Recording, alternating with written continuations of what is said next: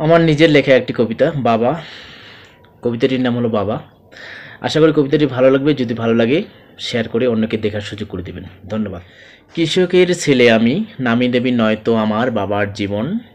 কৃষকের ছেলে আমি, নামি দামি নয়তো আমার বাবার জীবন। সাধারণ জীবনের মতো এক জীবন্ত ভগবান, যার জন্য এই পৃথিবীতে আমি জন্মেছি, কুড়িয়েছি অনেক নাম, অনেক করেছি অর্জন। কৃষকের ছেলে আমি, নামি দামি নয়তো আমার বাবার জীবন। কৃষকের ছেলে আমি, নামি দামি নয়তো আমার বাবার জীবন। হাঁটতে আমায় শিখায়নি বাবা, চলতে শিখিয়েছে দুহাত ধরে।